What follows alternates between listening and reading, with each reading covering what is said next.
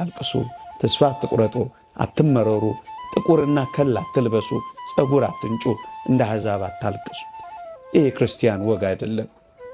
በትንሣኤው ኃይል ለሚያምን ክርስቲያን በቅጡ የሚኖር ሕይወት የሚገለጠው እንዲህ ባሉ ብርቱ የሐዘን ጊዜያት ነው።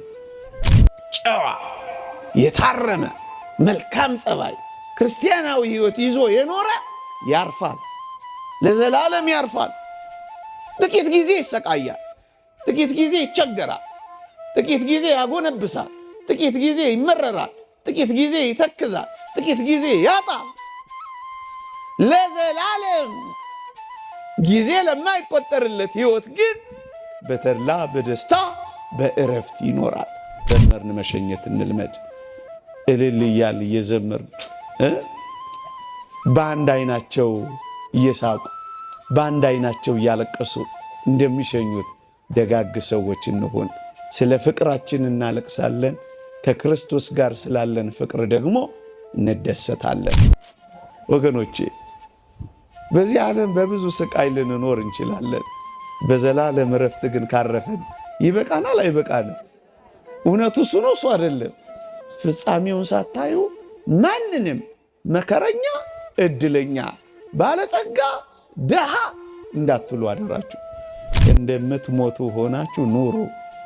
እየሰማችሁ ነው? እንደምትሞቱ ሆናችሁ ኑሩ።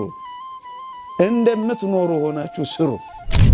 እዚህ ዓለም ላይ ማረፍ አይቻልም። ከሐሳብ መላቀቅ አይቻልም። በብዙ ሐሳብ በብዙ ጭንቀት መኖር። አብ ወወልድ ወመንፈስ ቅዱስ አሃዱ አምላክ አሜን። ብዙ መንገር ብዙ ማብራራት የሚያስፈልግ መስሎ አይሰማኝም።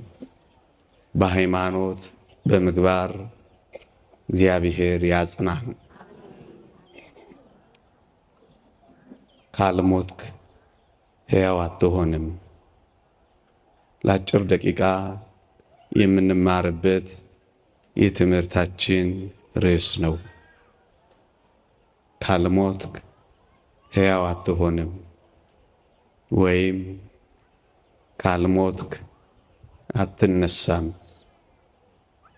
በዚህ ሐሳብ ጥቂት ደቂቃዎች እንመካከራለን።